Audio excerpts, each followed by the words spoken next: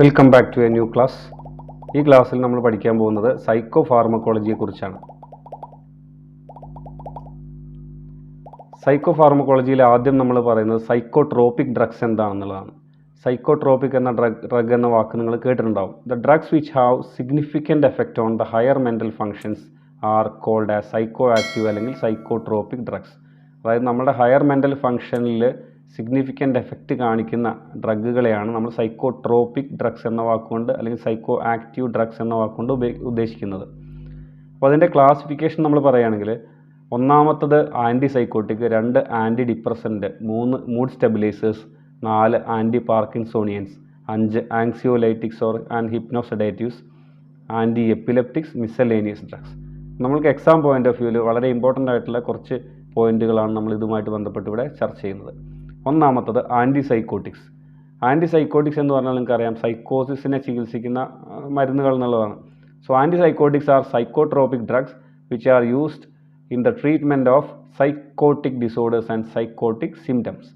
Major tranquillisers എന്നും neuroleptics എന്നും ഇവയെ പറയാറുണ്ട്. അപ്പോൾ മറ്റ് പേരുകൾ ഏതാണെന്നുള്ളത് നിങ്ങൾക്ക് ഓർത്ത് വയ്ക്കുന്നത് നല്ലതായിരിക്കും.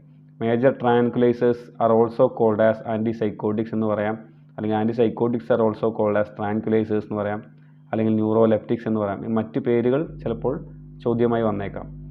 ഇനി ഇതിൻ്റെ ഇൻഡിക്കേഷൻസ് എന്തൊക്കെയാണെന്നാണ് നമ്മൾ നോക്കുന്നത്. ആൻറ്റി സൈക്കോട്ടിക്സിൻ്റെ indications: 1 brief psychotic disorders, 2 schizophrenia, 3 schizo affective disorder, then major depression, delusional disorders, psychotic mood disorders and organic സൈക്കോസിസ്.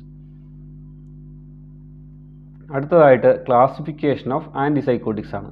ആദ്യത്തെ ക്ലാസിഫിക്കേഷനിൽ എന്ന് പറയുന്നത് ഫസ്റ്റ് ജനറേഷൻ ആൻറ്റി സൈക്കോട്ടിക് എന്നുള്ളതാണ്.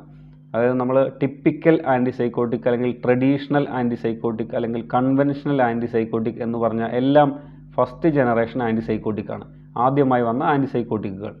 അതിന് നമുക്ക് ടിപ്പിക്കൽ ആൻറ്റി സൈക്കോട്ടിക് എന്ന് പറയാം, കൺവെൻഷണൽ ആൻറ്റി സൈക്കോട്ടിക് എന്ന് പറയാം, ട്രഡീഷണൽ ആൻറ്റി സൈക്കോട്ടിക് എന്നും പറയാം. രണ്ടാമത്തെ വന്നിട്ടുള്ളത് സെക്കൻഡ് ജനറേഷൻ അല്ലെങ്കിൽ അട്ടിപ്പിക്കൽ ആൻറ്റി സൈക്കോട്ടിക്സ് അല്ലെങ്കിൽ ന്യൂവർ ജനറേഷൻ ആൻറ്റി സൈക്കോട്ടിക് എന്നൊക്കെ പറയുന്നതാണ് രണ്ടാമത് വന്നിട്ടുള്ളത്. ഇങ്ങനെ 2 മേജർ ക്ലാസിഫിക്കേഷനാണ് ആൻറ്റി സൈക്കോട്ടിക്കിലുള്ളത്. അതിൽ ടിപ്പിക്കൽ ആൻറ്റി സൈക്കോട്ടിക്സിൻ്റെ ആക്ഷൻ കാണിക്കുന്ന ഒരു ചിത്രമാണിത്. ഇത് ഡോപ്പമിൻ 2 റിസെപ്റ്റർ ബ്ലോക്കറാണ്, D2 റിസെപ്റ്റർ ബ്ലോക്കറാണ് ഈ ടിപ്പിക്കൽ ആൻറ്റി സൈക്കോട്ടിക് എന്ന് പറയുന്നത്.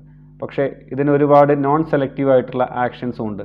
ഇവിടെ നോക്കിയാൽ നിങ്ങൾക്കറിയാം, M1 മസ്കാർനിക് റിസെപ്റ്റർ, അതുപോലെ തന്നെ ഹിസ്റ്റമിനിക് റിസെപ്റ്റർ, അങ്ങനെ ആൽഫ-1 റിസെപ്റ്റർ, ഇതിനെയെല്ലാം ബ്ലോക്ക് ചെയ്യാനുള്ള സൈഡ് എഫക്റ്റുകൾ കൂടി ഇത് കാണിക്കുന്നുണ്ട്. അതാണ് ഈ ചിത്രം കൊണ്ട് നമ്മൾ ഉദ്ദേശിക്കുന്നത്.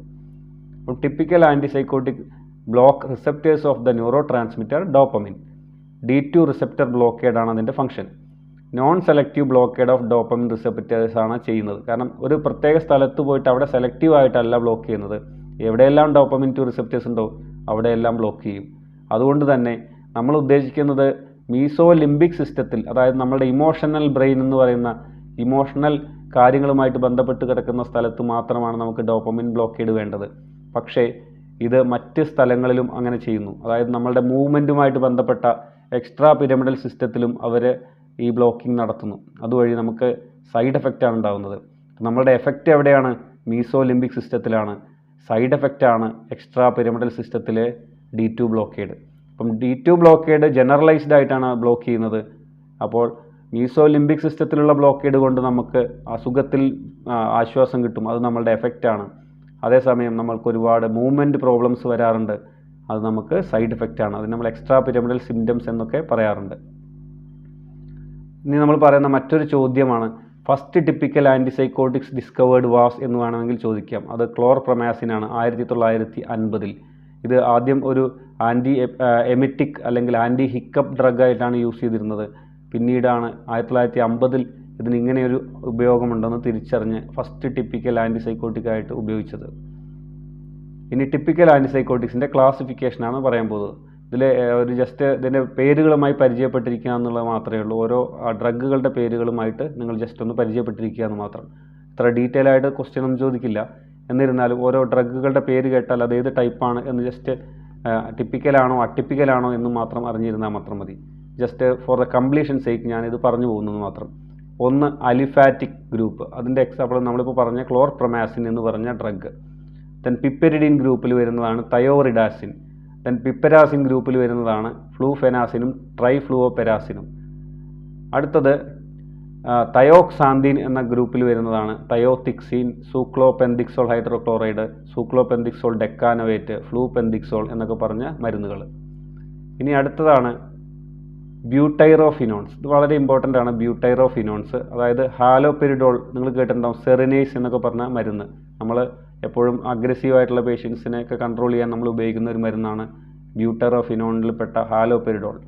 അത് നമുക്ക് ഹാൽഡോൾ എന്ന് പറഞ്ഞ 1, 2 and 5, 10 milligram ടാബ്സ് ആയിട്ട് അവൈലബിൾ ആണ്. സെറിനേസ് എന്ന പേരിലാണെങ്കിൽ അത് 5, 10, 20 milligram ടാബിൽ അവൈലബിൾ ആണ്. സെറിനേസ് തന്നെ 5 milligram per ampule ആയിട്ടുള്ള ഇഞ്ചക്ഷനും അവൈലബിൾ ആണ്. ഇനി വരുന്നത് ഡൈഫിനൈൽ ബ്യൂട്ടൈൽ പിപ്പിരിഡീൻസ് എന്ന ക്ലാസിഫിക്കേഷനാണ്. അതിൽ വരുന്ന എക്സാമ്പിളാണ് പിമോസൈഡ് എന്ന ഡ്രഗ്. അടുത്തതാണ് ഇൻഡോളിക് ഡെറിവേറ്റീവ്സ് എന്ന ക്ലാസിഫിക്കേഷൻ. അതിൽ വരുന്നതാണ് മോളിൻഡോൺ എന്ന ഡ്രഗ്.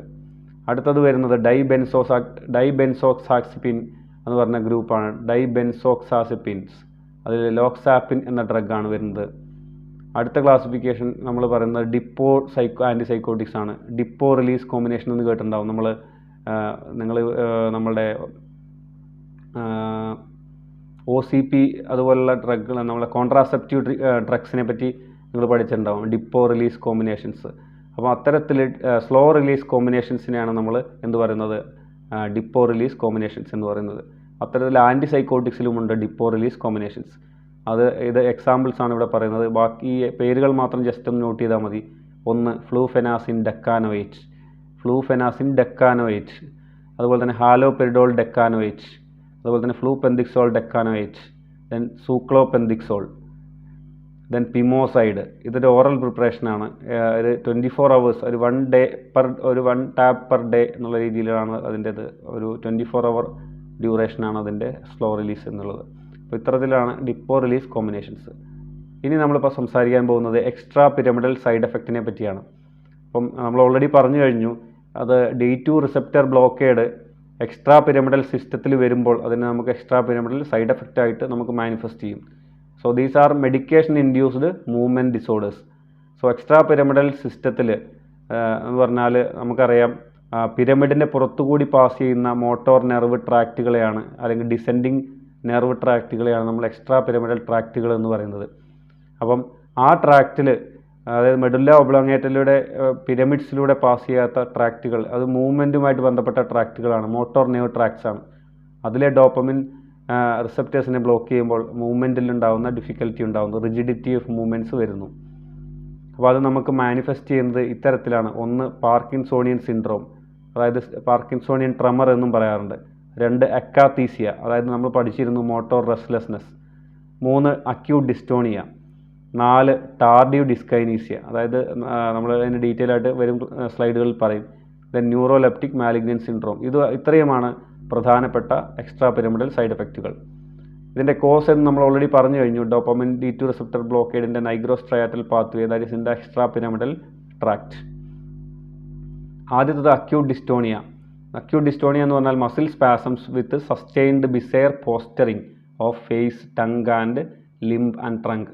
അപ്പോൾ മസ്കുലാർ സ്പാസം, അവിടെ നമുക്ക് ചില ഏരിയകളിൽ മസ്കുലർ സ്പാസം വരുന്നു. അതുകൊണ്ട് ഒരു സ്ട്രെയിഞ്ച് ആയിട്ടുള്ള പോസ്റ്ററിങ് രോഗി കാണിക്കും. അത് ഫേസിലാവാം, ടങ്കിലാവാം, അയാളുടെ കൈ കൊണ്ടാവാം, ശരീരത്തിൽ മൊത്തം ട്രങ്കിലാവാം. Spasm of pharyngeal and laryngeal muscles may become fatal. അപ്പോൾ ഫാരിഞ്ചിയൽ അല്ലെങ്കിൽ ലാരിഞ്ചിയൽ മസിലിൽ വന്നു കഴിഞ്ഞാൽ അവർക്ക് എന്താണ്, ഭക്ഷണം കഴിക്കാൻ പറ്റില്ല, അതുപോലെ ശ്വാസം വിടാൻ പറ്റില്ല. അപ്പോൾ അങ്ങനെ വരുമ്പോൾ അത് ഫേറ്റലാവാനുള്ള സാധ്യതയുണ്ട്. പിന്നെ വേറൊരു ഡിസ്റ്റോണിക് റിയാക്ഷനാണ് ഒക്യുലോഗൈറിക് ക്രൈസിസ്, അതായത് ഐസ് ബിക്കം റോൾഡ് ബാക്ക്. പിന്നെ വരുന്നത് അതിനെപ്പറ്റി പറയുന്നത് വെച്ചാൽ റിവേഴ്സബിൾ ആണ്. കാരണം നമ്മൾ ഈ ഡ്രഗ് ഇങ്ങനെ ഒരു അക്യൂട്ട് ഡിസ്റ്റോണിക് റിയാക്ഷൻ ഒരു രോഗി കാണിക്കുകയാണെങ്കിൽ നമ്മൾ ആ ഡ്രഗ് അവിടെ അങ്ങ് സ്റ്റോപ്പ് ചെയ്തിട്ട് നമ്മൾ സിംറ്റമാറ്റിക് മാനേജ്മെൻറ്റ് ചെയ്യുക, വെയിറ്റ് ചെയ്യുക. So it will go on its on. So it will decline with time എന്നാണ് പറയുന്നത്. ഇതാണ് അതിൻ്റെ അക്യൂട്ട് ഡിസ്റ്റോണിക് റിയാക്ഷനുമായിട്ട് ബന്ധപ്പെട്ട് പറയാനുള്ളത്. പിന്നെ അതുപോലെ തന്നെ നമ്മളിത് വരാതിരിക്കാൻ എന്ത് ചെയ്യണം എന്നുള്ളതാണ്. Drugs should be used in minimum effective dose and should be increase gradually. നമ്മൾ ആദ്യം തന്നെ ഹൈ ഡോസിലേക്ക് ഒരിക്കലും പോകാൻ പാടില്ല. ആൻറ്റിസൈക്കോട്ടിക്സ് നമ്മൾ ഒരു മിനിമം ഡോസിൽ തുടങ്ങി അങ്ങനെ കൂട്ടി കൊണ്ടുവരാനേ പാടുള്ളൂ. അപ്പം അതിൻ്റെ നമ്മൾ ഓൾറെഡി പറഞ്ഞു കഴിഞ്ഞു, ഇതിന് മൂവ്മെൻറ്റ് ഡിസോർഡറാണ്. അപ്പോൾ അതുകൊണ്ട് നമ്മൾ ആൻറ്റി കോളിനർജിക്സ് ആണ് ട്രീറ്റ്മെൻറ്റ് ഓപ്ഷൻ. ഇവിടെ നമ്മൾ കൊടുക്കാവുന്ന ബെനാഡ്രിൽ അല്ലെങ്കിൽ ഡൈഫെൻഹൈഡ്രമീൻ എന്ന് പറഞ്ഞ ഡ്രഗാണ് IM or IV ആയിട്ട് നമ്മൾ കൊടുക്കും. അടുത്ത മൂവ്മെൻറ്റ് ഡിസോർഡറാണ് akathisia, also called as restless leg syndrome. നമ്മൾ ഓൾറെഡി പഠിച്ചിട്ടുണ്ട് റെസ്റ്റ്ലെസ് ലെഗ് സിൻഡ്രോം, അതായത് inability to sit or stand still എന്ന് നമ്മൾ പറഞ്ഞു. Anxiety along with restlessness, the patient is not able to sit or stand still. അപ്പോൾ ഇത് നമ്മൾ പറഞ്ഞ പോലെ തന്നെ it can be treated or minimised by using beta blockers, example metoprolol, then benzodiazepines like clonazepam, then anti-Parkinsonian drugs like benztropine. പിന്നെ drug induced parkinsonism, ഇവിടെ വരുന്നത് rigidity, tremor at rest, അതായത് resting tremor, then loss of facial expression, akinesia, then muscular incoordination എന്നൊക്കെയുള്ളതാണ്. പിന്നെ ഈ patients tremor of nose and lips കാണിക്കും, അത് നമ്മുടെ മൂക്കും ചുണ്ടും ഇങ്ങനെ വിറച്ചുകൊണ്ടിരിക്കും. ഒരു മുയലിനെ ശ്രദ്ധിച്ചിട്ടുണ്ടെങ്കിൽ നിങ്ങൾക്കറിയാം, മുയലിൻ്റെ മൂക്കും ചുണ്ടും എപ്പോഴും ഇങ്ങനെ വിറച്ചുകൊണ്ടിരിക്കും. സോ അത്തരത്തിൽ ഉള്ളതുകൊണ്ട് അതിനെ റാബിറ്റ് സിൻഡ്രോം എന്നും വിളിക്കാറുണ്ട്. പിന്നെ അടുത്തതാണ് ടാർഡീവ് ഡിസ്കൈനീസിയ. ടാർഡീവ് ഡിസ്കൈനീസിയ എന്നത് it's a serious form of movement disorder ആണ്. എന്താണ് അതിലുണ്ടാകുന്നത്? It is characterised by repeated and involuntary sucking and smacking of lips, then abnormal jaw movements, darting, pushing and twisting of tongue. അപ്പം ഇതിൽ ടാർഡീവ് എന്ന് പറഞ്ഞാൽ നിങ്ങൾ ഈ താടി എന്ന് ആലോചിച്ചാൽ, ഈ താടിയെല്ല് ഇപ്പോൾ പേഷ്യൻറ്റിന് എപ്പോഴും ഒരു അൺഈസിനെസ് ഫീലിംഗ് ചെയ്യും. അപ്പോൾ അവരെപ്പോഴും ഇതിങ്ങനെ നേരെയാക്കാൻ വേണ്ടി ഇങ്ങനെ മൂവ്മെൻറ്റ് ചെയ്തുകൊണ്ടിരിക്കും. അപ്പോൾ there is a incoordination of the jaw. അപ്പോൾ ഇറ്റ് വിൽ ബി നമുക്കിങ്ങനെ ഒരു ച്യൂയിങ് മൂവ്മെൻ്റ് ആയിട്ടാണ് അനുഭവപ്പെടുക. അപ്പോൾ അതേപോലെ നാവ് പുറത്തേക്കിടും. So there will be a total uneasiness of the mouth, the lower jaw region for the patient. അപ്പോൾ അവരത് നേരെയാക്കാൻ വേണ്ടി ഇങ്ങനെ മൂവ് ചെയ്തുകൊണ്ടേയിരിക്കും. സോ അത്തരത്തിലുള്ള മൂവ്മെൻറ്റിനെയാണ് നമ്മൾ ടാർഡീവ് ഡിസ്കൈനീസിയ എന്ന്. ടാർഡീവ് എന്ന പേര് താടി എന്ന് ആലോചിച്ചാൽ മതി, താടിയിലുണ്ടാവുന്ന മൂവ്മെൻറ്റിൽ വ്യതിയാനം എന്ന് ആലോചിച്ചാൽ മതി. അപ്പം ഇതിന് എഫക്റ്റീവായിട്ടുള്ള ട്രീറ്റ്മെൻ്റ് ഒന്നുമില്ല, പക്ഷേ നമുക്ക് പെട്ടെന്ന് ആ ഡ്രഗ് സ്റ്റോപ്പ് ചെയ്യുക, പിന്നെ ലോ ഡ്രഗ് ഡോസ് യൂസ് ചെയ്യുക എന്നുള്ളതാണ്. അടുത്ത സീരിയസ് സൈഡ് എഫക്റ്റാണ്, ഏറ്റവും സീരിയസ് ആയിട്ടുള്ള എക്സ്ട്രാ പിരമിഡൽ സിംറ്റമാണ് ന്യൂറോലെപ്റ്റിക് മാലിഗ്നൻറ്റ് സിൻഡ്രോം. ഇവിടെ എന്ന് പറഞ്ഞാൽ പേഷ്യൻറ്റിന് ഏറ്റവും ക്യാരക്ടറിസ്റ്റിക് ആയിട്ട് പ്രസൻറ്റ് ചെയ്യുക ഹൈപ്പർ തെർമിയ ആയിട്ടാണ്. പൊതുവേ നമ്മളുടെ നാടുകളിലൊക്കെ, അത് ഹോട്ട് ക്ലൈമറ്റുള്ള രാജ്യങ്ങൾ പ്രത്യേകിച്ചും ഹൈപ്പർ തെർമിയ അല്ലെങ്കിൽ high fever greater than 44 degree Celsius ആയിട്ടാണ് പ്രസൻറ്റ് ചെയ്യുക. ഇപ്പം ചില കോൾഡ് കൺട്രീസിലൊക്കെ ചിലപ്പോൾ അത് ഹൈപ്പോ തെർമിയ ആയിട്ടും വരാറുണ്ടെന്ന് പറഞ്ഞു കേൾക്കുന്നുണ്ട്. പിന്നെ അതിൻ്റെ കൂടാണ്ട് നമുക്ക് മസിൽ റിജിഡിറ്റി ഉണ്ടാവും, അതുപോലെ തന്നെ ഡിക്രീസ്ഡ് കോൺഷ്യസ്നെസ് ഉണ്ടാവും, കൺഫ്യൂഷൻ ഉണ്ടാവും. പിന്നെ നമ്മൾ ബ്ലഡ് പരിശോധിക്കുമ്പോൾ ഹൈ CPK ലെവലായിരിക്കും. മസിൽ റിജിഡിറ്റി കൊണ്ട് തന്നെ നമ്മൾ ക്രിയാറ്റിൻ ഫോസ്ഫോകൈനേസ് ലെവൽ കൂടിയിട്ടുണ്ടാവും. അതുപോലെ തന്നെ ഇൻഫ്ലമേറ്ററി കണ്ടീഷൻ ആയതുകൊണ്ട് WBC കൗണ്ട് കൂടിയിട്ടുണ്ടാവും. ഇതൊക്കെയാണ് അതിൻ്റെ ഫീച്ചേഴ്സ്. അപ്പോൾ ഹൈപ്പർ തെർമിയ എന്നുള്ളത് ഓർക്കുക, മസിൽ റിജിഡിറ്റി എന്ന് ഓർക്കുക, increased WBC count, increase CPK count, അതുപോലെ തന്നെ കൺഫ്യൂഷൻ ആൻഡ് ഡിക്രീസ്ഡ് കോൺഷ്യസ്നെസ് ഒക്കെയാണ് ഇതിൻ്റെ സിംറ്റംസ്.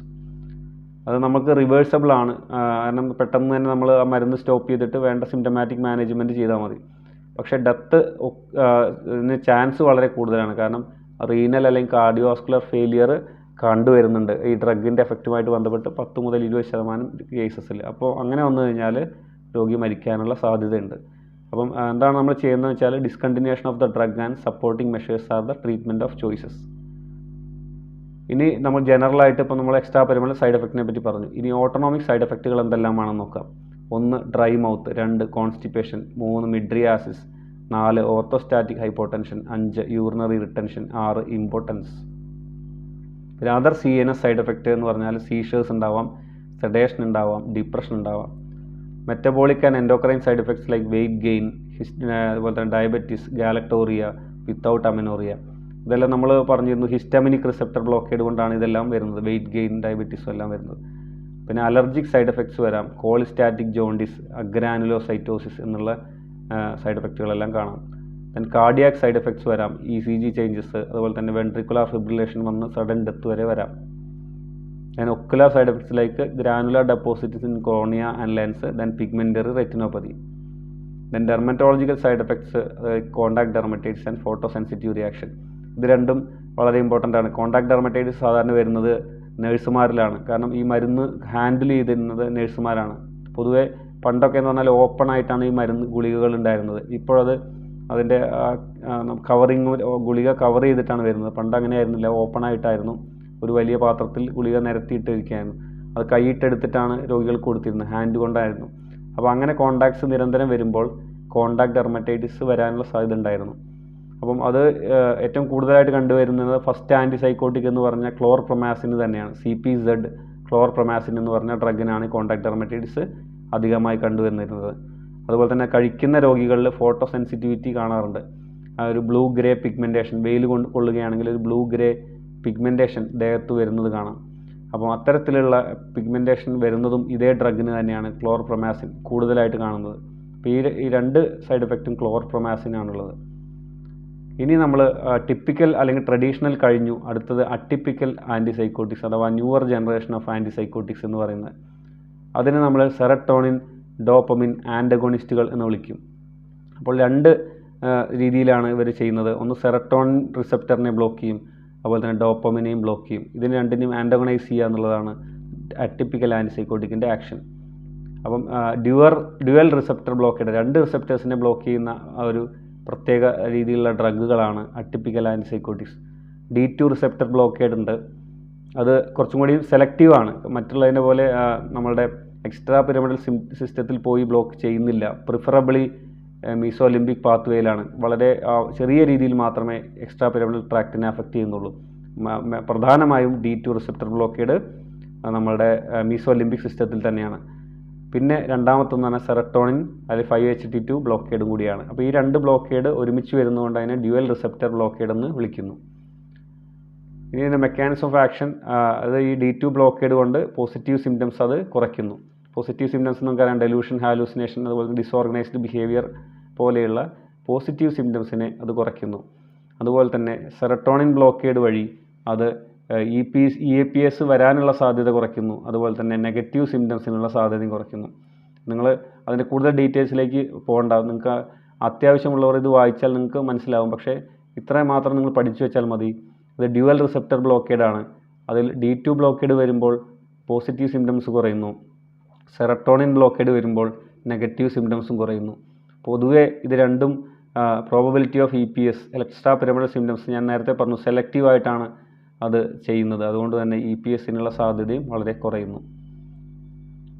ദെൻ അട്ടിപ്പിക്കൽ ആൻറ്റിസൈക്കോട്ടിക്സിലെ ക്ലാസിഫിക്കേഷനാണ് നമ്മളിനി പറയാൻ പോകുന്നത്. ഒന്നാമത്തത് ബെൻസമൈഡ്സ് ഗ്രൂപ്പാണ്. അതിൽ സൾപ്പിറൈഡ് എന്നും അമിസൾപ്പിറൈഡ് എന്ന് പറഞ്ഞ രണ്ട് ഡ്രഗുകളുണ്ട്. പിന്നെ നമ്മൾ SDA സ്പെസിഫിക് ആയിട്ട് പറയുകയാണെങ്കിൽ ഡൈബെൻസോ ഡൈസിപ്പിൻ ഗ്രൂപ്പിൽ ക്ലോസാപ്പിൻ എന്ന ഡ്രഗ് ഉണ്ട്.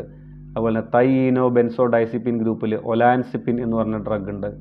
അതുപോലെ തന്നെ ഡൈബെൻസോ തയസിപ്പിൻ ഗ്രൂപ്പിൽ ക്വിറ്റിയാപ്പിൻ എന്ന ഡ്രഗ് ഉണ്ട്. ദെൻ ബെൻസിസോക്സസോളിൽ റെസ്പെരിഡോൺ ഉണ്ട്. ബെൻസോ തയസോളിൽ പിപ്പരാസിനിൽ സിപ്രാസിഡോൺ ഉണ്ട്. അതുപോലെ തന്നെ ഡൈഹൈഡ്രോ കാർബോസോ സ്റ്റൈറിൽ ഗ്രൂപ്പിൽ അരിപ്പിപ്രസോൾ ഉണ്ട്. ഇനി നമ്മൾ പറയാൻ പോകുന്നത് മൂഡ് സ്റ്റെബിലൈസേഴ്സിനെ പറ്റിയാണ്. മൂഡ് സ്റ്റെബിലൈസർ എന്ന് പറഞ്ഞാൽ നിങ്ങൾക്കറിയാം, ഒരാളുടെ മൂഡ് ആൾട്ടറേഷൻ ഇല്ലാതെ സ്റ്റെബിലൈസ് ചെയ്യുന്ന ഡ്രഗുകൾ എന്നാണ്. So a mood stabiliser is a psychotropic medication used to treat mood disorders characterised by intense and sustained mood shift. അപ്പം വളരെ വേഗത്തിൽ അങ്ങോട്ടും ഇങ്ങോട്ടുള്ള മൂഡ് ഷിഫ്റ്റിനെ നിയന്ത്രിക്കാനാണ് നമ്മൾ മൂഡ് സ്റ്റെബിലൈസേഴ്സ് കൊടുക്കുന്നത്. അതിലെ ക്ലാസിഫിക്കേഷനാണ് ഇനി പറയാൻ പോകുന്നത്. ഒന്നാമത്തത് anti manic type of mood stabiliser, അത് lithium.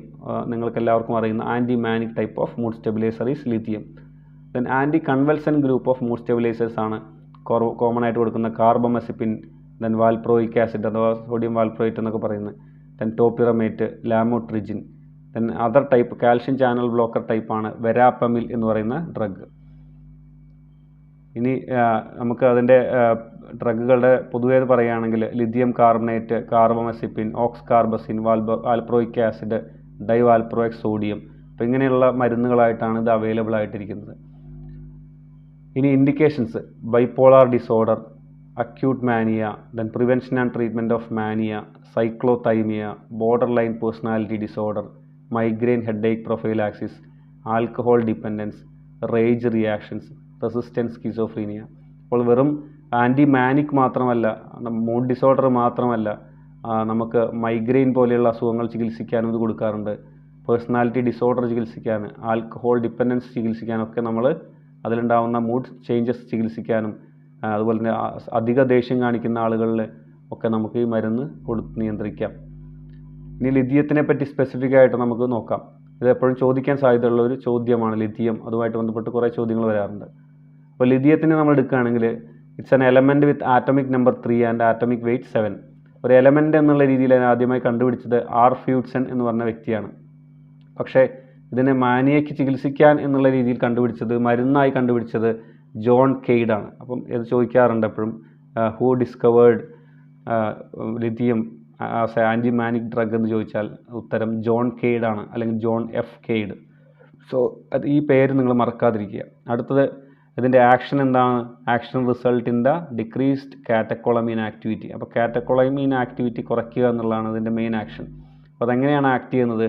It affects the sodium potassium ATPase and accumulates intracellularly as a substitute for sodium. അപ്പോൾ സോഡിയം പൊട്ടാസ്യം ATPase പമ്പിനെ അഫക്റ്റ് ചെയ്തിട്ട് സോഡിയത്തിനെ റീപ്ലേസ് ചെയ്ത് എക്സ്ട്രാ സെല്ലുലർലി ഉള്ള ഇൻട്രാസെല്ലുലർലി ഉള്ള സോഡിയത്തിനെ അത് റീപ്ലേസ് ചെയ്യുകയാണ് ചെയ്യുന്നത്. അതുപോലെ തന്നെ it accelerates the presynaptic reuptake and destruction of catecholamines like norepinephrine. അപ്പോൾ നമ്മൾ പ്രീ സിനാപ്റ്റിക് ആയിട്ടുള്ള റീഅപ്ടേക്ക്, അപ്പോൾ നമുക്കറിയാം ഒരു ന്യൂറോണിൽ നിന്ന് മറ്റൊരു ന്യൂറോണിലേക്ക് ഒരു സിനാപ്സ് വഴിയാണ് അവരുടെ ന്യൂറോ ട്രാൻസ്മിറ്റർ വഴി സിനാപ്സിലേക്ക് ന്യൂറോ ട്രാൻസ്മിറ്റർ റിലീസ് ചെയ്യപ്പെടുകയും ആ സിനാപ്സിൽ നിന്ന് ആ ന്യൂറോ ട്രാൻസ്മിറ്റർ റിസപ്റ്ററിൽ പോയി ബൈൻഡ് ചെയ്യുമ്പോഴാണ് നമ്മൾ ന്യൂറോണൽ ഒരു സർക്യൂട്ട് അല്ലെങ്കിൽ ഒരു കമ്മ്യൂണിക്കേഷൻ നടക്കുന്നത്. അപ്പം ഈ സിനാപ്സിൽ നിന്ന് ആവശ്യം കഴിഞ്ഞാൽ അത് തിരിച്ചെടുക്കുകയും പഴയ ഒരു ആക്സോൺ അത് തിരിച്ചെടുക്കും. പക്ഷേ ഈ തിരിച്ചെടുക്കുന്നതിനെയാണ് നമ്മൾ റീഅപ്ടേക്ക് എന്ന് പറയുന്നത്. അപ്പോൾ ന്യൂറോ ട്രാൻസ്മിറ്ററിൻ്റെ റീഅപ്ടേക്കിനെ അത് ആക്സിലറേറ്റ് ചെയ്യും. അതുപോലെ തന്നെ കാറ്റക്കോളമീൻ അവിടെ സിനാപ്സിലേക്ക് റിലീസ് ചെയ്തതിനെ അത് ഡിസ്ട്രോയ് ചെയ്യും. അപ്പോൾ അതിൻ്റെ ആ ഒരു ട്രാൻസ്മിഷൻ ഓഫ് ഇമ്പൾസ് സ്പീഡ് വളരെ കുറയാനുള്ള സാധ്യതയുണ്ട്. അങ്ങനെയാണ് അത് ആക്ട് ചെയ്യുന്നത്. പിന്നെ inhibits the release of catecholamines at the സിനാപ്സിലേക്ക് വരുന്നവയെ ഡിസ്ട്രോയ് ചെയ്യുകയും അതുപോലെ തന്നെ റിലീസ് ചെയ്യുന്നതിനെ ഇൻഹിബിറ്റ് ചെയ്യുകയും ചെയ്യുന്നു. അതുപോലെ തന്നെ post synaptic serotonin 5-HT2 receptor, അതായത് സെറട്ടോണിൻ 5-HT2 റിസപ്റ്റർ സെറട്ടോണിൻ്റെ റിസപ്റ്ററിൻ്റെ സെൻസിറ്റിവിറ്റിയെയും അത് കുറയ്ക്കുന്നു. സിനാപ്സിന് അപ്പുറത്ത്, അതായത് അടുത്ത ന്യൂറോണിൻ്റെ റിസപ്റ്റേഴ്സിൻ്റെ സെൻസിറ്റിവിറ്റിയെയും അത് കുറയ്ക്കുന്നു. അത്തരത്തിൽ പല ഏരിയകളിൽ ആക്ട് ചെയ്തിട്ട് ആകെ എന്ന് പറഞ്ഞാൽ കാറ്റക്കോളമീൻസിനെയും അതുപോലെ തന്നെ സെറട്ടോണിൻ്റെയും ട്രാൻസ്മിഷൻ അല്ലെങ്കിൽ അതുമായിട്ട് ബന്ധപ്പെട്ട ട്രാൻസ്മിഷൻ വളരെ സ്ലോ ആക്കുന്നു എന്നുള്ളതാണ്. ഇനി ഇതിൻ്റെ നമ്മൾ ബ്ലഡ് ലെവലിലേക്ക് എത്തിയിട്ട് ഇത് ആക്ട് ചെയ്യുന്ന ഇതിനെയാണ് നമ്മൾ പറയാൻ പോകുന്നത്. അതായത് ഈ ലിഥിയം കഴിച്ചു കഴിഞ്ഞാൽ ഉടനെ ഇതിനൊരു ആക്ഷൻ കിട്ടാൻ വളരെ പ്രയാസമാണ്. കാരണം അത് ബ്ലഡ് ലെവൽ അച്ചീവ് ചെയ്യാൻ ഏകദേശം 7 to 10 days എടുക്കും. അതിനെയാണ് നമ്മൾ ലാഗ് പീരീഡ് എന്ന് പറയുന്നത്. ഈ ലാഗ് പീരീഡിൽ നമ്മൾ മറ്റ് സോഡിയം വാൽപ്രോയേറ്റ് പോലെയുള്ള അല്ലെങ്കിൽ കാർബോമെസിപ്പിൻ പോലെയുള്ള മറ്റ് ആൻറ്റിമാനിക് അല്ലെങ്കിൽ മൂഡ് സ്റ്റെബിലൈസർ ഡ്രഗ് കൊടുത്തിട്ടാണ് നമ്മൾ ആ സമയത്തെ മറികടക്കുന്നത്. പിന്നീട് ഒരു 7 മുതൽ 10 ദിവസത്തിന് ശേഷം നമ്മളത് പതുക്കെ പിൻവലിക്കുകയും ലിഥിയം കണ്ടിന്യൂ ചെയ്യുകയും ചെയ്യും. ഇതിൻ്റെ ഫാർമക്കോകൈനറ്റിക്സ് പറയുകയാണെങ്കിൽ മെറ്റബോളിസം ലിഥിയത്തിന് ബോഡിയിൽ ഒന്നും തന്നെയില്ല. അത് അതുപോലെ തന്നെയാണ് എക്സ്ക്രീറ്റ് ചെയ്തു പോകുന്നത്. So it is excreted almost entirely by the kidney. പിന്നെ പ്രോക്സിമൽ റീഅബ്സോർപ്ഷൻ എന്ന് പറയുന്നത് സോഡിയം ബാലൻസിന് അനുസൃതമായിട്ടിരിക്കും. കാരണം നമ്മൾ നേരത്തെ പറഞ്ഞു സോഡിയവും ലിഥിയവും ഒരേ ഏകദേശം അയോണിക് സൈസ് ഉള്ളവയാണ്. അപ്പോൾ സോഡിയത്തിൻ്റെ സൈറ്റിലാണ് ഇത് പോയിരുന്നിട്ട് ആക്ഷൻ നടക്കുന്നത്. അപ്പോൾ അത് ഒരു പരിധിയിൽ കൂടുതൽ സോഡിയത്തിനെ അത് റീപ്ലേസ് ചെയ്ത് കഴിഞ്ഞാൽ ലിഥിയം ടോക്സിറ്റി ഉണ്ടാവുകയും ഹൈപ്പോനട്രീമിയ ഉണ്ടാവുകയും ചെയ്യും. അപ്പോൾ സോഡിയം എപ്പോഴും ഡിപ്ലീഷൻ ആവുന്നോ, ലിഥിയം കൊടുക്കുന്ന ഒരു രോഗിയിൽ ഒരിക്കലും സോഡിയം ഡിപ്ലീഷൻ ആവാൻ പാടില്ല. കാരണം ഡിപ്ലീഷൻ ആകുന്ന സമയത്ത് ആ സ്ഥലത്ത് അതിൻ്റെ സൈറ്റ് പോയിട്ട് ഒക്യുപ്പൈ ചെയ്യുന്നത് ആരാണ്? ലിഥിയം. അപ്പോൾ ലിഥിയം അവിടെ റിട്ടൈൻ ചെയ്ത് വന്നു കഴിഞ്ഞാൽ higher blood levels of lithium വരും. അത് ലിഥിയം ടോക്സിറ്റിക്ക് കാരണമാവും. അപ്പം ഇതിന്ന് ഒരുപാട് ചോദ്യങ്ങൾ വരാം. ഒന്ന്, ലിഥിയം ഏത് ഇലക്ട്രോലൈറ്റിൻ്റെ അല്ലെങ്കിൽ ഏത് അയോണിൻ്റെ ഡെഫിഷ്യൻസിയാണ് ലിഥിയം ടോക്സിറ്റിക്ക് കാരണമാവുന്നത് എന്നുള്ള ചോദ്യം വരാം. അത് സോഡിയമാണ്. അല്ലെങ്കിൽ which electrolyte abnormality causes lithium toxicity എന്ന് വരാം. ഹൈപ്പർനട്രീമിയ, ഹൈപ്പോനട്രീമിയ, ഹൈപ്പോകലീമിയ, ഹൈപ്പർകലീമിയ എന്നൊക്കെ പറയാം. അപ്പോൾ അങ്ങനെ വരുമ്പോൾ സോഡിയം കുറയുന്നതാണ് എന്നുള്ളത് നിങ്ങൾ ഓർത്ത് വയ്ക്കുക. സോഡിയം കുറയുമ്പോൾ ലിഥിയം കൂടും. കാരണം ലിഥിയം അവിടെ കയറിയിരിക്കും സോഡിയത്തിൻ്റെ സൈറ്റിൽ. അപ്പം നമ്മളെപ്പോഴും ഹൈപ്പോനട്രീമിയ ഉണ്ടാവാൻ പാടില്ല. ഹൈപ്പോനട്രീമിയ വന്നാൽ ലിഥിയം ടോക്സിറ്റി ഉണ്ടാകും. ഇനി ഇതിൻ്റെ ഡോസേജ് പറയുകയാണെങ്കിൽ 2 രീതിയിലാണ്. ലിഥിയം കാർബണേറ്റ് ആയിട്ടും ലിഥിയം സിട്രേറ്റ് ആയിട്ടും അവൈലബിൾ ആണ്. 300 mg ടാബ്ലറ്റ് ആണ് കാർബണേറ്റ് ആണെങ്കിൽ. ലിഥിയം സിട്രേറ്റ് ആണെങ്കിൽ അത് കുറച്ചും കൂടി ലിക്വിഡ് ഫോമിലാണ് അവൈലബിൾ ആയിട്ടുള്ളത്. അതായത് 5 ml 300 milligram അവൈലബിൾ ആയിട്ടുള്ള ലിക്വിഡ് ഫോമിലാണ് അത് അവൈലബിൾ ആയിട്ടുള്ളത്. ഇനി നമ്മൾ ഇത് കൊടുക്കുന്ന സമയത്ത് ഇൻവെസ്റ്റിഗേഷൻ ചെയ്യണം. അതായത് റൂട്ടീനായിട്ട് നമ്മൾ ലിഥിയ ടോക്സിറ്റി ഉണ്ടോ എന്നുള്ളത് ചെക്ക് ചെയ്യേണ്ടതുണ്ട്. അപ്പോൾ general and systemic physical examination നമ്മൾ ചെയ്തുകൊണ്ടിരിക്കണം. അതുപോലെ തന്നെ routine blood counts, HBTC, DCESR എല്ലാം ചെയ്യണം. യൂറിൻ റൂട്ടീൻ ചെയ്യണം. ഇത് റീനൽ ഫംഗ്ഷനെ അഫക്റ്റ് ചെയ്യും. അതുപോലെ തന്നെ കാർഡിയാക് ഫംഗ്ഷനെ അഫക്റ്റ് ചെയ്യും. ECG എടുക്കണം. റീനൽ ഫംഗ്ഷൻ ടെസ്റ്റ്, തൈറോയിഡിൽ അതുപോലെ തന്നെ തൈറോയിഡിൽ ഇതിൻ്റെ ടോക്സിറ്റി വരാം. അപ്പോൾ തൈറോയിഡ് ഫംഗ്ഷൻ ടെസ്റ്റ് എടുക്കണം. അപ്പം ഇനി ചോദിക്കാൻ സാധ്യതയുള്ള മറ്റൊരു ചോദ്യമാണ് blood sample estimation in lithium. അപ്പോൾ എങ്ങനെയാണ് blood sample estimation in lithium ചെയ്യേണ്ടത്? അതായത് ലാസ്റ്റ് ഡോസ് കഴിഞ്ഞ് 12 മണിക്കൂറിന് ശേഷം മാത്രമേ നമ്മൾ ബ്ലഡ് സാമ്പിൾ എടുക്കാൻ പാടുള്ളൂ ലിഥിയത്തിൻ്റെ. എങ്കിൽ മാത്രമേ നമുക്ക് കൃത്യമായിട്ട് ബ്ലഡ് ലെവൽ ഓഫ് ലിഥിയം കിട്ടുകയുള്ളൂ.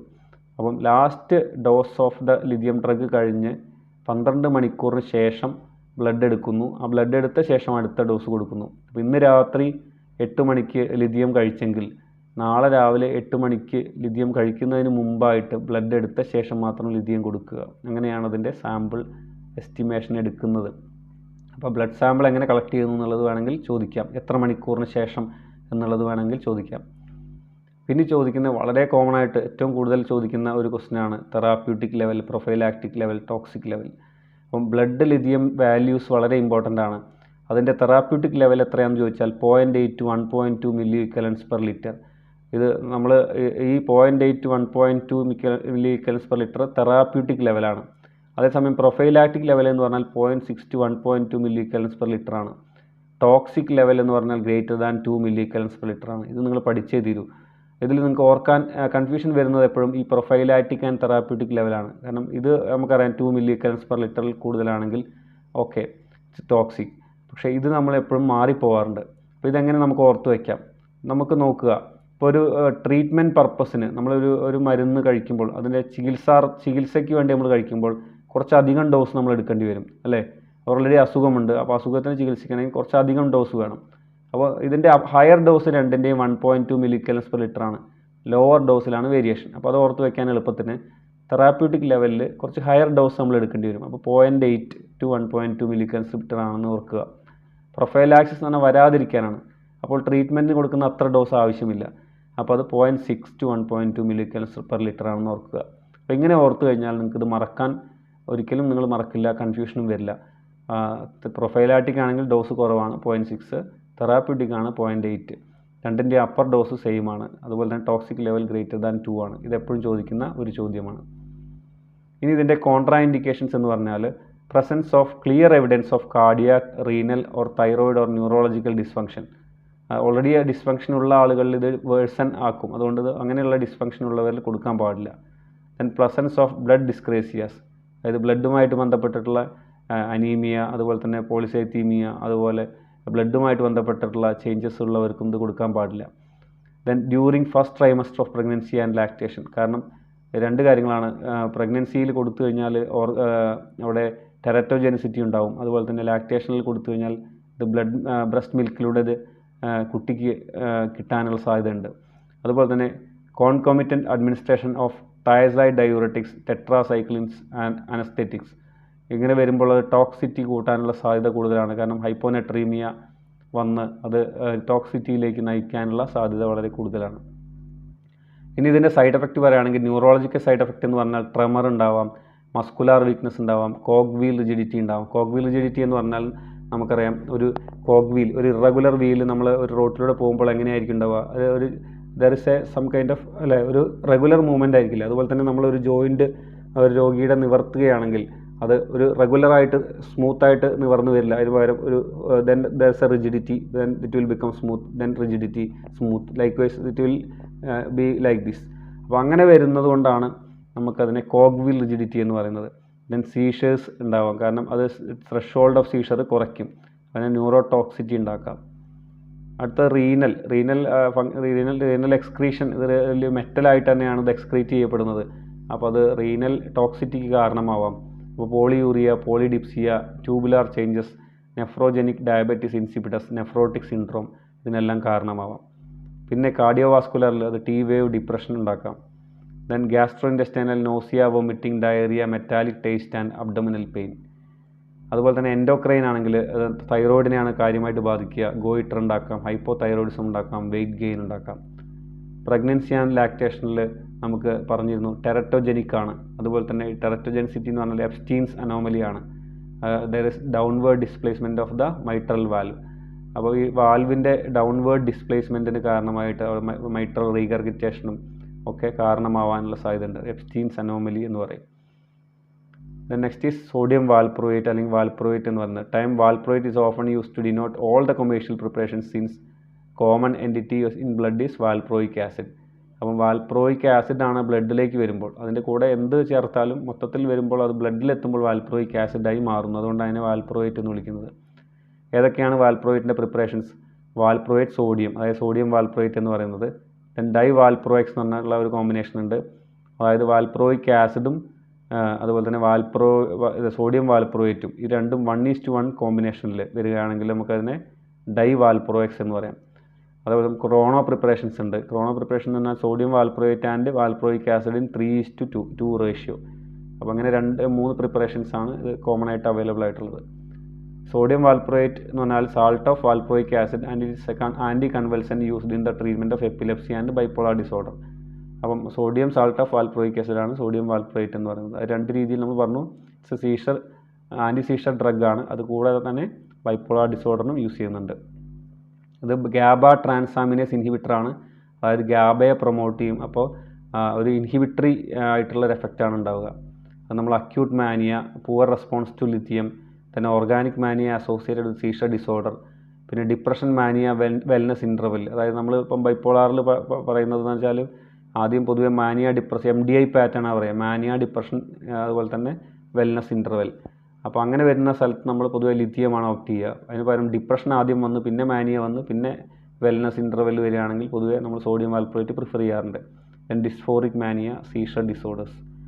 ഡോസേജ് പറഞ്ഞാൽ 1000 to 3000 mg/day ആണ്. സൈഡ് എഫക്റ്റ് എന്ന് പറയുന്നത് ഡ്രൗസിനെസ്, സെഡേഷൻ, ഗ്യാബിനെ അഗോണിസ്റ്റാണ് അല്ലേ. Weight gain, dry mouth, blurred vision, skin rashes, orthostatic hypotension, aplastic anaemia, agranulocytosis. അടുത്തത് കാർബമെസിപ്പിനാണ്. Carbamazepine antimanic and mood stabilising ഏജൻ്റാണ്. ഷിൻഡ്ലറാണ് ആദ്യമായിട്ട് സിന്തസൈസ് ചെയ്തത്. Onset of action is faster as compared to lithium, പക്ഷേ slower than compared to valproate. അപ്പം ഏറ്റവും fast എന്ന് പറഞ്ഞാൽ വാൽപ്രോയേറ്റ് ആണ്, പിന്നെ കാർബമെസിപ്പിനാണ്, ലാസ്റ്റാണ് ലിഥിയം. മോഡ് ഓഫ് ആക്ഷൻ എന്ന് പറഞ്ഞാൽ depressant effect on the dopamine and norepinephrine turn over, responsible for the antimanic properties. അപ്പം നോറെപ്പിനെഫ്രിനെയും ഡോപ്പമിനെയും കൺട്രോൾ ചെയ്യുന്നതാണ് അതിൻ്റെ ഫംഗ്ഷൻ. അപ്പോൾ inactivation of sodium channel activation, sodium ചാനലിനെ ഇനാക്ടിവേറ്റ് ചെയ്യുന്നു. അപ്പോൾ സിനാപ്റ്റിക് ട്രാൻസ്മിഷൻ സ്പീഡ് കുറയുന്നു. അതുകൊണ്ട് തന്നെ ആൻറ്റി എപ്പിലെപ്റ്റിക് എഫക്റ്റും അതിനുണ്ടാകുന്നു. ഏകദേശം 600 മുതൽ 1600 mg/day ആണ് അതിൻ്റെ ഡോസേജ്. 200 mg, 400 mg ടാബ്ലറ്റ്സ് ആയിട്ടാണ് അവൈലബിൾ. സീഷേഴ്സ് ആണ് one of the commonest indication. പിന്നെ വേറെ ഒന്നായിട്ട് bipolar mood disorder, schizoaffective disorder, borderline personality disorder. Side effect എന്ന് പറഞ്ഞാൽ diplopia, drowsiness, dizziness, nausea and vomiting, ataxia. ഏറ്റവും ഇമ്പോർട്ടൻ്റ് ആയിട്ടുള്ള ഇതിന് സൈഡ് എഫക്റ്റ് എന്ന് പറഞ്ഞാൽ സ്റ്റീവൻ ജോൺസൺ സിൻഡ്രോമാണ്.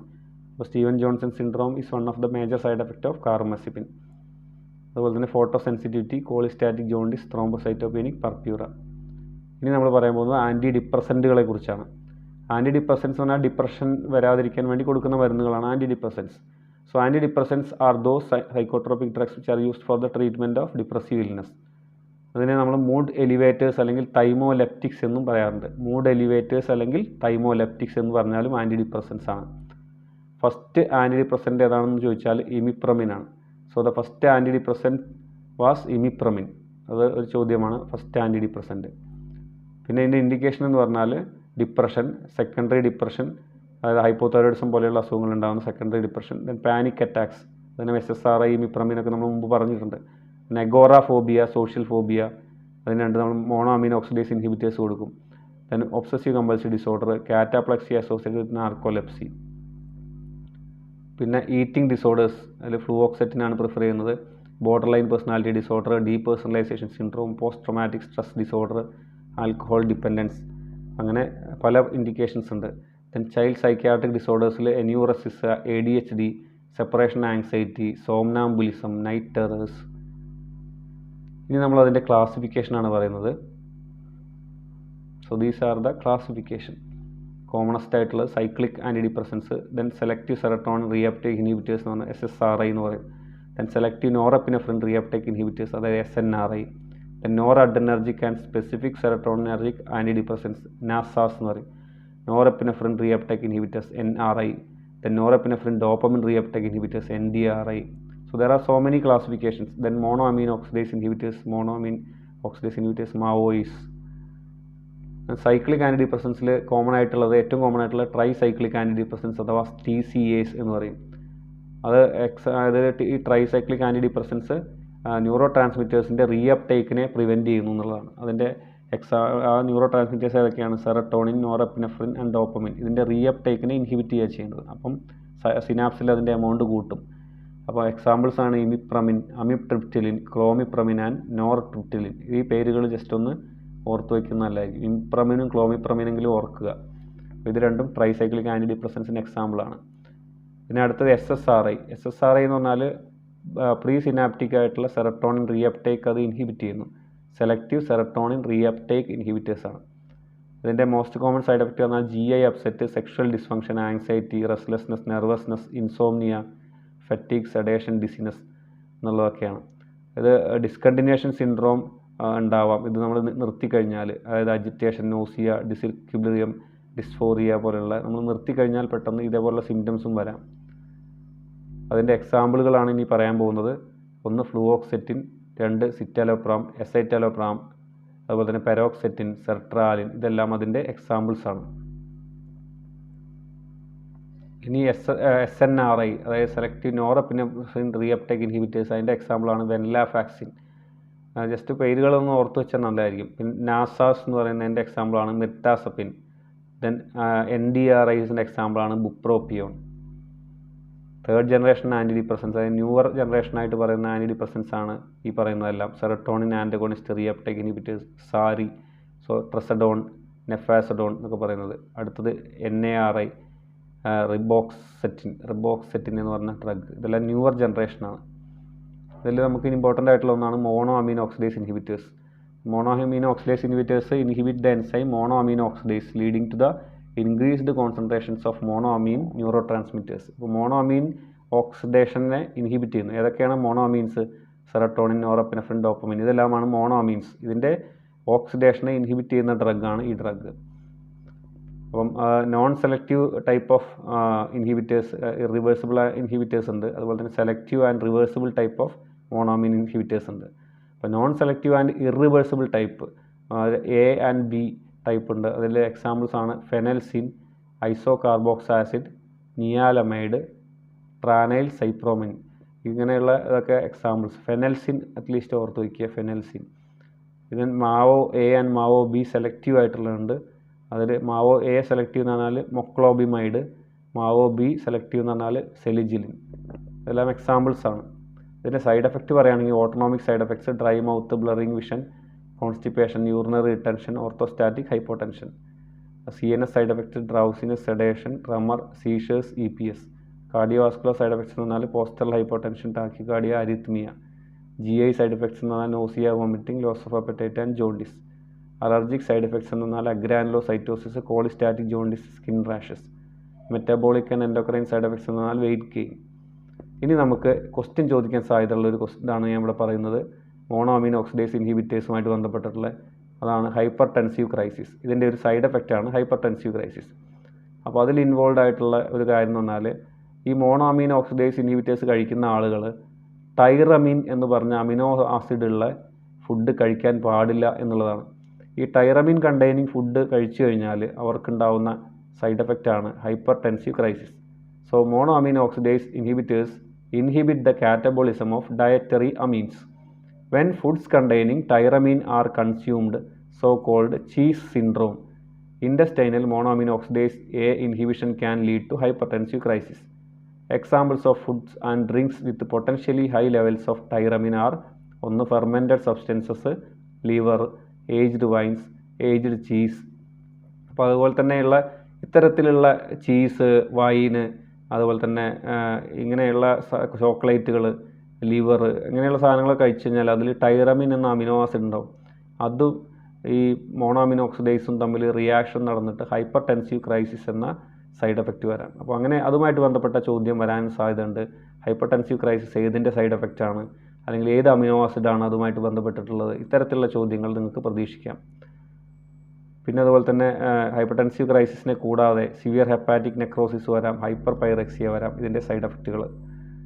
ഇനി നമ്മൾ നേഴ്സസ് റെസ്പോൺസിബിലിറ്റി ആൻറ്റിസൈക്കോട്ടിക്സ് ആൻറ്റി ഡിപ്രസൻസും അതുപോലെ തന്നെയുള്ള മരുന്നുകളെല്ലാം കൊടുക്കുമ്പോൾ എന്താണ്, ഒന്ന് മോണിറ്റർ മൂഡ്, നമ്മൾ അവരുടെ മൂഡ് നന്നായിട്ട് ഒബ്സർവ് ചെയ്യണം. Observe for side effects, then give plenty of oral fluids, then monitor vital signs especially BP, കാരണം ഓർത്തോസ്റ്റാറ്റിക് ഹൈപ്പോടെൻഷൻ മിക്കവയുടെയും സൈഡ് എഫക്റ്റാണ്. Then caution the patient to change his position slowly to minimize orthostatic hypotension. Then monitor for signs of infection, കാരണം അഗ്രാനുലോസൈറ്റോസിസും ഉണ്ടാവാം. അതുപോലെ തന്നെ patients on MAOI should be warned against the danger of ingesting tyramine rich food which can result in hypertensive crisis. നമ്മൾ already പറഞ്ഞു കഴിഞ്ഞു. അതുപോലെ തന്നെ smoking increases the metabolism of tricyclic antidepressants requiring adjustment in the dosage to achieve the therapeutic effect. അപ്പോൾ smoking ഈ tricyclic antidepressant കഴിക്കുന്നവർക്ക് smoking കൊടുക്കാൻ പാടില്ല. അതുപോലെ തന്നെ teach to avoid alcohol while taking antidepressant therapy. They potentiate the effect of each other. അങ്ങോട്ടും ഇങ്ങോട്ടും ആൽക്കഹോളിൻ്റെ എഫക്റ്റും കൂടും, ആൻറ്റിഡിപ്രസൻസിൻ്റെ എഫക്റ്റും കൂടും. Then do not take other medications without consulting doctor. Many medications contains substances that in combination with antidepressants medication it will precipitate hypertensive crisis. Foods rich in tyramine എന്ന് ചോദിച്ചാൽ ഒന്ന് liver, then fermented sausages, dried fish, chocolate, beverages like wine, beer and coffee, then cheese. Hypertensive crisis ഉണ്ടാവുന്ന signs and symptoms ആണ് severe occipital headache ഉണ്ടാവാം, nausea and vomiting, fever, sweating, chest pain, palpitation, nuchal rigidity, tachycardia and coma. The patient is presenting with the symptoms of pressure of speech, increased motor activity and elevated mood. The physician should be informed and the drug should be stopped immediately.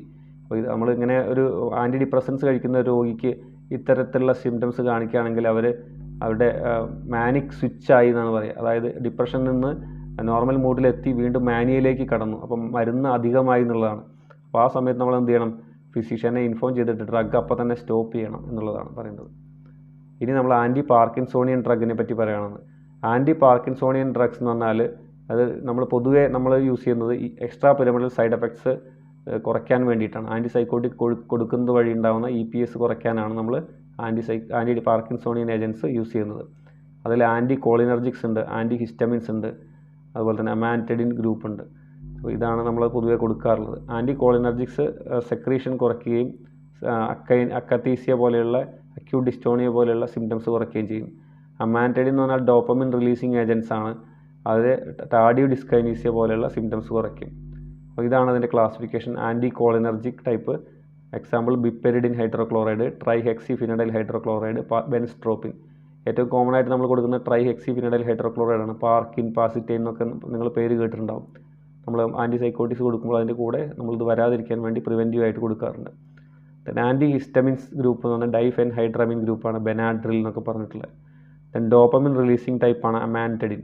ഇത് നമ്മൾ സാധാരണയുള്ള പാർക്കിൻസോൺസത്തിൽ use ചെയ്യുന്ന ഡ്രഗാണ് അമാൻറ്റഡിൻ. ഇനി അടുത്ത ക്ലാസിഫിക്കേഷനാണ് sedatives and hypnotic group. അതിൽ classification എന്ന് പറഞ്ഞാൽ ബെൻസോഡൈസിപ്പിൻസ് ഉണ്ട്, ഇമിഡസോപൈറിഡിൻസ് ഉണ്ട്, സൈക്ലോപൈറലോൺ ഡെറിവേറ്റീവ്സ് ഉണ്ട്. ഇതിൽ നമുക്ക് ഏറ്റവും ഇമ്പോർട്ടൻ്റ് ആയിട്ടുള്ളത് ബെൻസോഡൈസിപ്പിൻസ് ആണ്. അതിൽ പറഞ്ഞാൽ 3 രീതിയിൽ ക്ലാസിഫൈ ചെയ്തിട്ടുണ്ട്. Very short acting and long acting. Very short acting എന്ന് പറഞ്ഞാൽ മിഡാസോളം, ട്രയാസോളം. ഷോർട്ട് ആക്ടിങ് എന്ന് പറഞ്ഞാൽ ഓക്സാസിപ്പാം, അൽപ്രസോളം, ക്ലോബാസം, ലൊറാസിപ്പാം, എസ്റ്റസോളം. ലോങ് ആക്ടിങ് എന്ന് പറഞ്ഞാൽ ഡൈസിപ്പാം, ക്ലോഡയാസിപ്പോക്സൈഡ്, ക്ലോണാസിപ്പാം, നൈട്രാസിപ്പാം. അപ്പോൾ ഇതിൻ്റെ ആക്ഷനെ ബേസ് ചെയ്തിട്ട് വേണമെങ്കിൽ ഏതാണ് ഷോർട്ട് ആക്ടിങ്, ലോങ് ആക്ടിങ് എന്ന് വേണമെങ്കിൽ ചോദ്യം വരാം. ഇനി ഇമിഡസോപൈറിഡിൻ ഗ്രൂപ്പിൽ വരുന്നതാണ് സോൾപിഡം എന്ന ഡ്രഗ്. ന്യൂവർ ജനറേഷനായിട്ട് ഇപ്പം കൊടുക്കുന്ന ഡ്രഗാണ് സോൾപിഡം. ലെസ് അഡിക്ഷൻ പൊട്ടൻഷ്യലുള്ള ഡ്രഗാണ്. ഹിപ്നോട്ടിക് ആണ്. അതിന് ഇൻഡിക്കേഷൻ എന്ന് പറഞ്ഞാൽ ഡിഫിക്കൽട്ടി ഇൻ ഇനീഷ്യേഷൻ ഓഫ് സ്ലീപ്പാണ്. എന്താ പറയുക, 2 വീക്ക് തുടർച്ചയായിട്ട് നമ്മൾ അതിൽ കൂടുതൽ യൂസ് ചെയ്യാൻ പാടില്ല എന്നുള്ളതാണ് പറയുന്നത്. അതുപോലെ തന്നെ സൈക്ലോപൈറലോൺ ഡെറിവേറ്റീവ് എന്നാണ്, സോപ്പിക്ലോൺ എന്ന് പറഞ്ഞ ഡ്രഗാണ്. അത് ഗാമ അമിനോ ബ്യൂട്രിക് ആസിഡിലാണ് ആക്ട് ചെയ്യുന്നത്. അപ്പോൾ അതിനെ സ്റ്റിമുലേറ്റ് ചെയ്യുക വഴി, പക്ഷേ ബെൻസോഡൈസിപ്പീൻസ് പോയി ആക്ട് ചെയ്യുന്ന സൈറ്റിലല്ല, വേറൊരു സൈറ്റിലാണ് അത് ആക്ട് ചെയ്യുന്നത്. പക്ഷേ ആ ഗാബയെ സ്റ്റിമുലേറ്റ് ചെയ്യുന്ന വഴി നമുക്ക് ഉറക്കത്തിനെ പ്രൊമോട്ട് ചെയ്യാൻ സാധിക്കും. പക്ഷേ അതിൻ്റെ ഡ്യൂറേഷൻ ഓഫ് ആക്ഷൻ ഷോർട്ടറാണ്, പെട്ടെന്ന് തന്നെ ഓൺസെറ്റ് ഓഫ് ആക്ഷനും ഉണ്ട്. പിന്നെ അടുത്തതാണ് ബുസ്പിറോൺ എന്ന ഡ്രഗ്. അസാസ്പിറോൺ ഡെറിവേറ്റീവ് ആണ്, ആങ്സിയോ സെഡേറ്റീവ്സ് ആണ്. അത് ഇൻഡിക്കേഷൻ എന്ന് പറഞ്ഞാൽ panic attacks, generalised anxiety disorder. അപ്പോൾ ഇത്രയാണ് നമുക്ക് ആൻറ്റി സൈക്കോട്ടിക്സ്, ആൻറ്റി ഡിപ്രസൻസ്, അതുപോലെ തന്നെ മറ്റ് ആൻറ്റി പാർക്കിൻസോണിയൻ പോലെയുള്ള മറ്റ് മരുന്നുകൾ, സെഡേറ്റീവ്സ് ആൻഡ് ഹിപ്നോട്ടിക്സ്, ഒരുവിധപ്പെട്ട ഫാർമക്കോളജി പോയിന്റുകളെല്ലാം നമ്മൾ പറഞ്ഞിട്ടുണ്ട്. അതിൽ നിന്ന് ചോദിക്കാൻ സാധ്യതയുള്ള പോയിന്റുകൾ ഞാനിവിടെ മെൻഷൻ ചെയ്തിട്ടുണ്ട്. കൂടുതലായിട്ടുള്ള കാര്യങ്ങൾ നിങ്ങൾ അതുമായിട്ട് ബന്ധപ്പെട്ട ചോദ്യങ്ങൾ ചെയ്യുമ്പോൾ നിങ്ങൾക്ക് സംശയങ്ങൾ വരും, സ്വാഭാവികം. നിങ്ങൾക്ക് എന്നെ കോൺടാക്റ്റ് ചെയ്യാം. അതുപോലെ തന്നെ ഞാനിവിടെ ഈ ക്ലാസ്സുകൾക്കെല്ലാം വേണ്ടി ഫോളോ ചെയ്തിരിക്കുന്ന ടെക്സ്റ്റ് ബുക്ക് എന്ന് പറഞ്ഞാൽ a short textbook of psychiatry by Neeraj Ahuja. നമ്മുടെ അണ്ടർ ഗ്രാജുവേറ്റ് ലെവലിലെ ഏറ്റവും റിലയബിൾ ആയിട്ടുള്ള സൈക്യാട്രി ബുക്കാണ്. അപ്പോൾ അതിനെ ബേസ് ചെയ്തിട്ടാണ് ഞാൻ ക്ലാസ്സുകൾ എടുത്തിട്ടുള്ളത്. പിന്നെ ടെക്സ്റ്റ് ബുക്കുകളിലും ഗൈഡ് ബുക്കുകളിലും വേരിയേഷൻസ് നിങ്ങൾക്ക് കാണാം. അപ്പോൾ ഒരു കോമൺ ആയിട്ടുള്ള ഒരു രീതിയിൽ നിങ്ങൾ പഠിച്ചു പോവുക. സംശയങ്ങളുണ്ടെങ്കിൽ നിങ്ങൾക്ക് ചോദിക്കാവുന്നതാണ്. So keep working hard, hit your targets and wish you all the best. Thank U.